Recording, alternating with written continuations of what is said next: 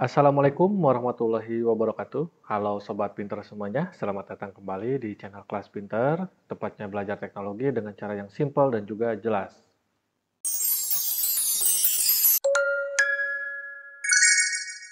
Oke semuanya, kembali lagi di pembahasan soal uji kompetensi keahlian untuk jurusan Teknik Komputer dan Jaringan pada tingkat kelas 11 ya, untuk mata pelajaran routing dan switching.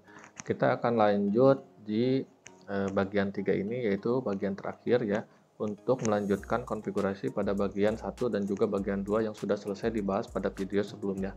Oke, di sini kita tinggal melakukan konfigurasi pada bagian admin room ya, dan juga di beberapa konfigurasi di router satu ini ya, router satu ini.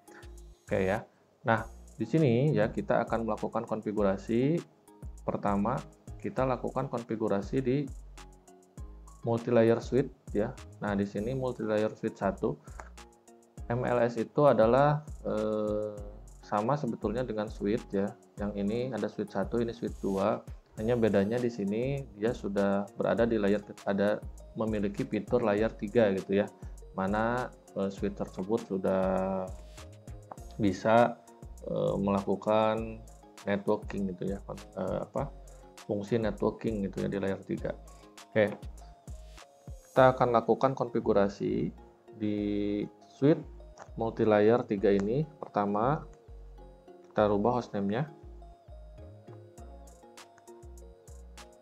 Oke, kemudian kita buat VLAN ya, VLAN 100. Sini sudah ada keterangannya, jadi silakan diperhatikan. Kalaupun misalkan di sini tidak terlalu jelas, silakan dibuka soalnya ya. Nah, ini di sini itu soalnya sudah tersedia juga gitu ya. Untuk tabel VLAN-nya ada. Nah, di sini tabel VLAN admin room. Oke, kita lanjut.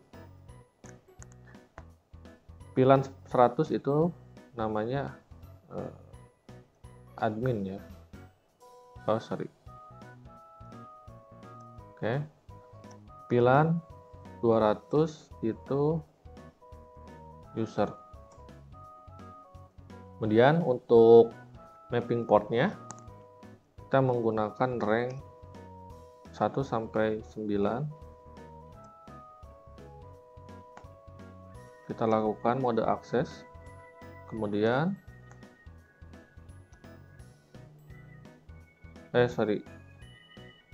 ranknya tadi ada yang kurang. Sini harusnya 9 sampai 1 sampai 9 ya, mohon maaf. Ini ada kesalahan untuk ranknya. Jadi yang betul adalah interface rank 1 sampai 9. Kemudian kita masukkan di sini untuk switch port mode akses, kemudian switch port aksesnya VLAN 100. Kita lanjut untuk rank berikutnya, yaitu fast Ethernet 0/10 sampai 19. Nah, itu switch-nya mode akses ya.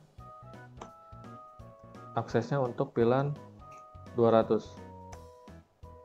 Kemudian exit. Selanjutnya yaitu interface G0/0 ya, sampai dengan G0/1. Interface rank G0/0 sampai G0/1.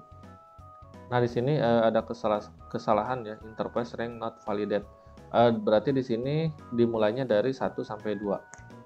Itu ada kesalahan penulisan. Jadi untuk interface-nya itu 1 sampai 2 ya. Tidak dimulai dari interface G0/0 untuk MLS ini. Oke, nah di sini silakan berikan aksesnya mode terang.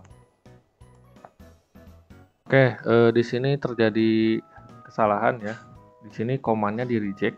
Kenapa demikian? Kita kembali lihat soalnya.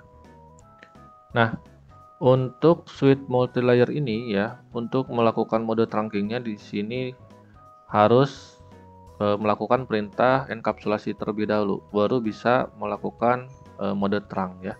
Karena ini switch multi-layer ya, layer 3, jadi secara otomatis dia menolak perintah switch mode terang.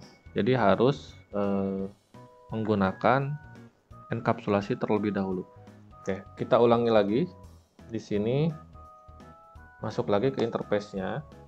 Kemudian di sini kita lakukan switch port terang encapsulation.1Q ya. Baru di sini kita masukkan switch port mode terang. Oke, berhasil ya. Nah, di sini untuk trunking-nya sudah selesai di switch multi-layer yang satu ini.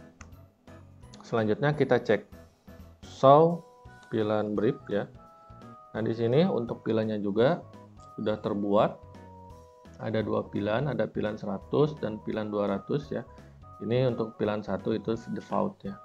Nah, pilihan 100 itu portnya 1 sampai 9.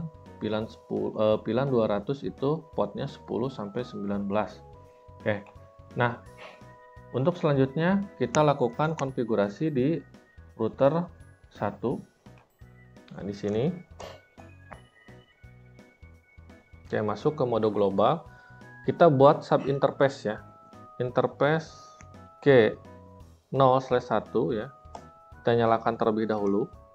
Nah, sini sudah berubah ya menjadi warna hijau. Tadi masih merah, sekarang sudah kita nyalakan. Oke. Nah, kita buat sub interface G0/1.100 ya. Oke. Untuk pilihan 100. Kita tambahkan IP address-nya yaitu 100 ya. Titik. Oke. Untuk lebih jelas kita cek di soal. Nah, di sini ya.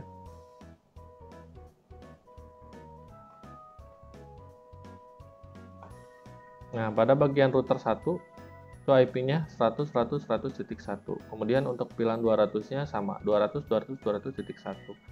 Nah, untuk prefix-nya di sini menggunakan 29 ya.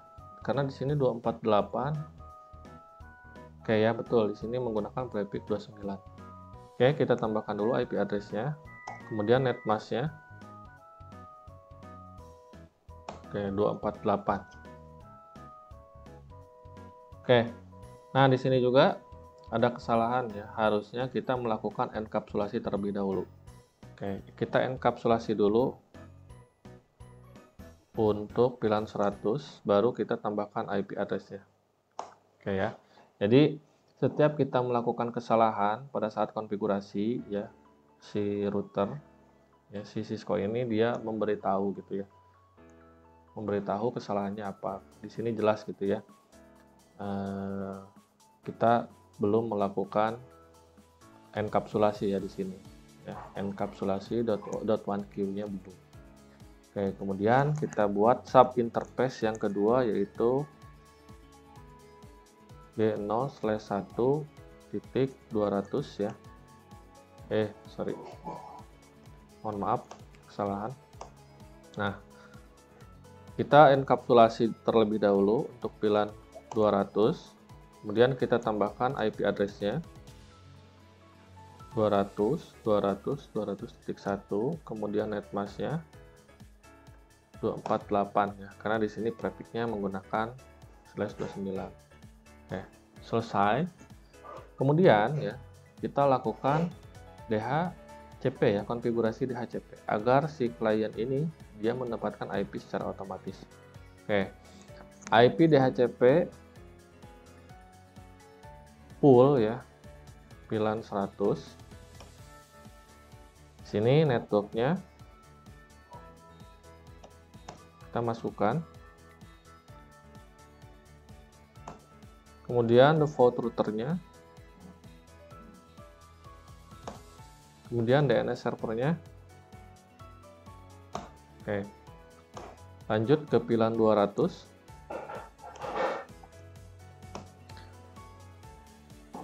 Networknya Oke, di sini ada kesalahan memberikan network ya. Harusnya di sini network untuk VLAN 100 ya, tapi di sini networknya 200. Oke, tak apa-apa ya. Kita kembali lagi ke sini. Jadi kita belajar ketika memberikan konfigurasi yang salah, bagaimana cara merubahnya. Oke, kita masuk lagi. Nah, kita tambahkan di sini perintah no ya di depannya. Nah, oke. Kemudian dengan default router juga sama, kita berikan perintah no. Nah, selesai. Kemudian selanjutnya adalah kita set ulang ya. Networknya 100, 100, 100.0. Oke. Kemudian default routernya juga sama, 100, 100, 100.1. Oke, selesai. Hanya dua itu kesalahannya. Kita lanjut ke berikutnya, yaitu IP DHCP pool VLAN 200 ya.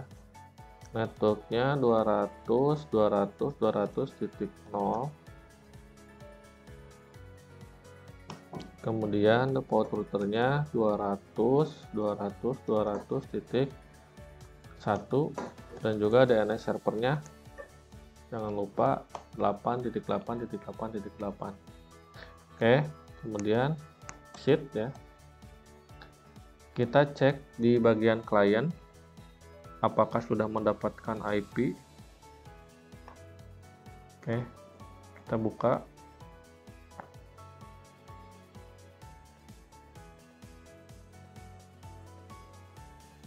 Oke, belum ya.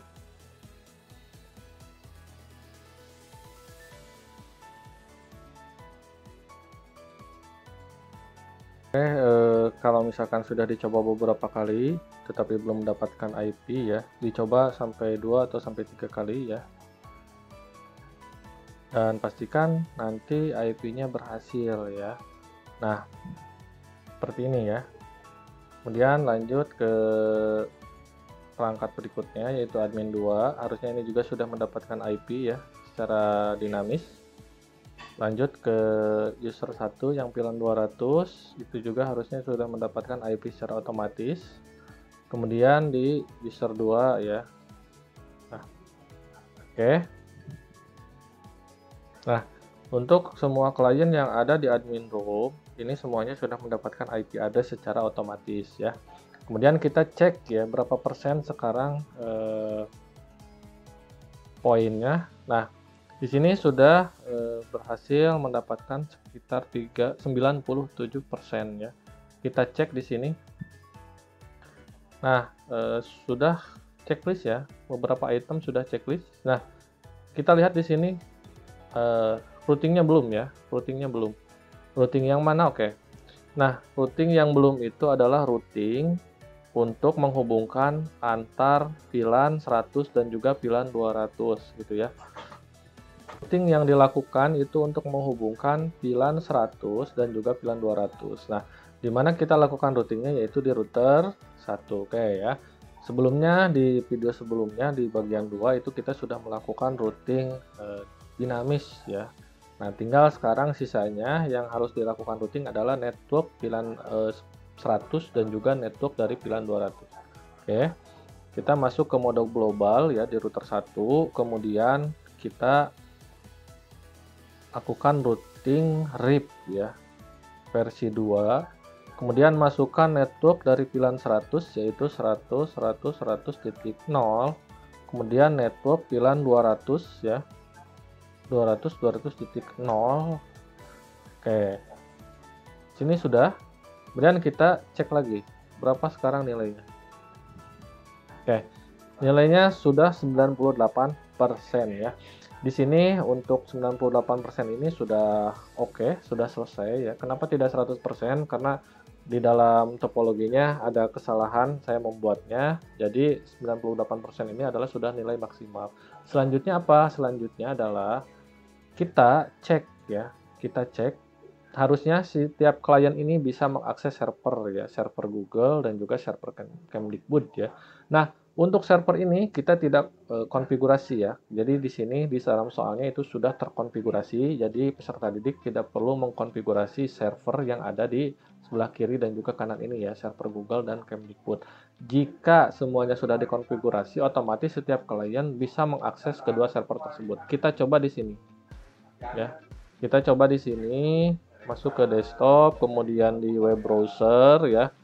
Nah, kemudian kita akses di sini nanti di web browsernya. Oke.